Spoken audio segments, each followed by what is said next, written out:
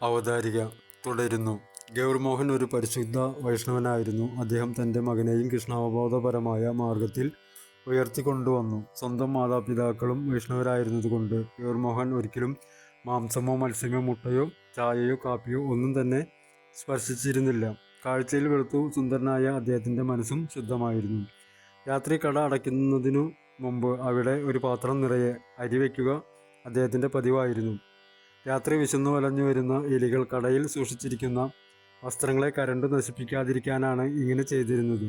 പിന്നീട് വീട്ടിലെത്തിയ ശേഷം ബംഗാളി വൈഷ്ണവർക്ക് സർവപ്രധാന ശാസ്ത്രങ്ങളായ ശ്രീ ചൈതന്യ ചരിതാമൃതവും ശ്രീമദ് ഭാഗവതവും വായിക്കും. തുടർന്ന് ജപമാലയിൽ ജപിക്കുകയും ശ്രീകൃഷ്ണ ഭഗവാനെ ആരാധിക്കുകയും ചെയ്യും.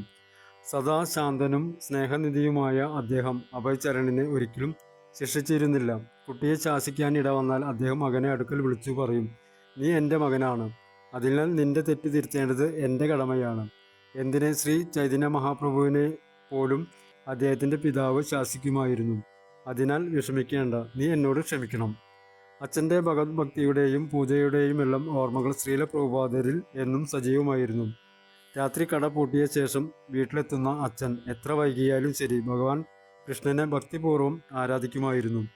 പ്രസ്തുത രംഗത്തെക്കുറിച്ച് പ്രഭുപാദർ ഇങ്ങനെ അനുസ്മരിക്കുകയുണ്ടായി. ഞങ്ങൾ ആ സമയം ഉറങ്ങുകയായിരിക്കും. എന്നാൽ അച്ഛൻ മണി കിലുക്കിക്കൊണ്ട് ആരതി ചെയ്യുമ്പോൾ ആ മണിനാദം കേട്ട് ഞങ്ങൾ ഉണരും. അപ്പോൾ അച്ഛൻ കൃഷ്ണന് മുന്നിൽ നമസ്കരിക്കുന്നത് കാണാം. ഗൗർമോഹൻ തൻ്റെ മകനെ ഭാവിയിൽ വലിയൊരു വൈഷ്ണവനായി കാണാനാണ് ആഗ്രഹിച്ചിരുന്നത്.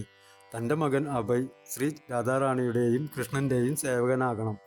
ശ്രീമദ് ഭാഗവതത്തിൻ്റെ പ്രചാരകനാകണം. ഭക്തിയുത കലയായ മൃദംഗവാദനം അവൻ അഭ്യസിക്കണം.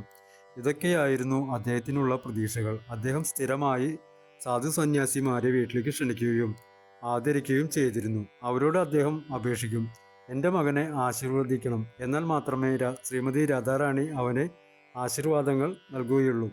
ഒരിക്കൽ അഭയുടെ അമ്മ പറഞ്ഞു, എൻ്റെ മകൻ വളരുമ്പോൾ ഇവനെ ഒരു ബ്രിട്ടീഷ് അഭിഭാഷകനാക്കണം. അതായത് പഠനത്തിനായി അഭയ് ലണ്ടനിലേക്ക് പോകേണ്ടി വരുമെന്നു സാരം. ഈ ആശയത്തോട് കുട്ടിയുടെ അമ്മാവന്മാരിൽ ഒരാൾ യോജിക്കുന്നുണ്ടായിരുന്നു. എന്നാൽ ഗൗർമോഹൻ ഇത് കേട്ടതായി പോലും ഭാവിച്ചില്ല. അഭയ് ഇംഗ്ലണ്ടിൽ പോയാൽ ഒരുപക്ഷെ അവൻ യൂറോപ്യൻ വേഷനിധാനങ്ങൾക്കും സ്വഭാവ രീതികൾക്കും അടിമപ്പെട്ടു പോകാം. അവൻ അവിടെ ചെന്നു മദ്യപാനം ശീലിക്കും, കൂടാതെ സ്ത്രീകളുമായും ബന്ധം പുലർത്തും. ഇങ്ങനെ ഗൗർമോഹൻ എതിർപ്പ് പ്രകടിപ്പിച്ചു. അങ്ങനെ സമ്പാദിക്കുന്ന കാശ് എനിക്ക് വേണ്ടേ വേണ്ട. അഭയ് വളരും തോറും ഗൗർമോഹൻ അദ്ദേഹത്തിൻ്റെ മനസ്സിലുള്ള ലക്ഷ്യങ്ങൾക്കായുള്ള ചുവടുവെപ്പ് തുടങ്ങി. അഭയെ മൃദംഗം അഭ്യസിപ്പിക്കുവാൻ വേണ്ടി ഒരു അധ്യാപകനെ നിയമിച്ചു. ഭഗവത് കീർത്തനങ്ങൾ പാടുമ്പോൾ അതിനോടൊത്ത് വായിക്കാനുള്ള അറിവ് പകർന്നു കൊടുക്കാനായിരുന്നു ഇത്. എന്നാൽ അമ്മയായ രജനി സംശയം പ്രകടിപ്പിച്ചു. ഇത്രയും ചെറിയ കുട്ടിയെ എന്തിനാണ് മൃദംഗം അഭ്യസിപ്പിക്കുന്നത്? ഇതത്ര അത്യാവശ്യമായ കാര്യമൊന്നുമല്ലല്ലോ. എന്നാൽ ഗൗർമോഹൻ്റെ മനസ്സിലെ സ്വപ്നങ്ങൾ തൻ്റെ മകൻ വളരുമ്പോൾ ഭജനകൾ ആലപിക്കണം, മൃദംഗം വായിക്കണം, കൂടാതെ ഭാഗവതത്തെക്കുറിച്ച് സംസാരിക്കാൻ കഴിയണം എന്നൊക്കെയായിരുന്നു. അഭയ് ജനിക്കുമ്പോൾ രജനിക്ക് 30 വയസ്സ് പ്രായം. ഭർത്താവിനെ പോലെ തന്നെ അവരും പരമ്പരയായി വിഷ്ണു ആരാധന ചെയ്യുന്ന ഗൗഡീയ വൈഷ്ണവ കുടുംബത്തിലെ അംഗമായിരുന്നു. ഗൗർമോഹനെ അപേക്ഷിച്ച് അല്പം കറുത്ത നിറമായിരുന്നു രജനിയുടേത്. അദ്ദേഹം വളരെ സൗമ്യ പ്രകൃതക്കാരനായിരുന്നു. എന്നാൽ രജനി മാതാവ് ചിലപ്പോഴൊക്കെ കോപിക്കാറുണ്ടായിരുന്നു.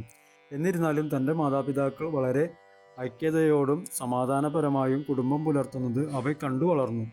ഏതെങ്കിലും തരത്തിലുള്ള സംഘർഷമോ അസംതൃപ്തിയോ ആ കുടുംബത്തിൽ ഇല്ലായിരുന്നു. രജനി മാതാവ് ദൃഢമായ ഈശ്വരവിശ്വാസമുള്ളവളും പതിവ്രതയുമായ ഒരു സ്ത്രീരത്നം തന്നെയായിരുന്നു.